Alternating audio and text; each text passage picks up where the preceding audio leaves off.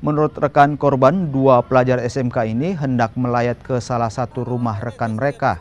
Namun, saat melintas di Jalan Raden Suprapto, Kota Kendari, kedua korban yang berboncengan menghindari ranting jatuh di jalan. Tapi karena tidak menguasai laju motornya, kedua korban terjatuh di jalur berlawanan sehingga menabrak truk kontainer yang melintas. Akibatnya, satu korban meninggal di lokasi kejadian, sementara satu korban lainnya meninggal saat berada di Rumah Sakit Bayangkara, Kota Kendari, Sulawesi Tenggara. Polisi yang tiba di lokasi mengakui kecelakaan ini akibat alam karena korban menghindari ranting jatuh di jalan. Namun, sopir truk dan kendaraannya dibawa ke kantor polisi untuk penyelidikan.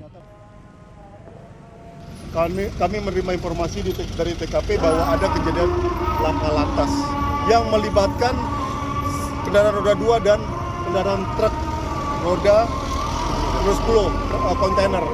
Adapun kronologisnya bahwa kendaraan roda 2 yang dikemudikan oleh saudara AF merupakan anak pelajar bersama dengan teman-teman lainnya ada 3 motor masing-masing berboncengan dari arah barat ke timur, dari arah Mandonga mau keluar ke arah Kuwatu.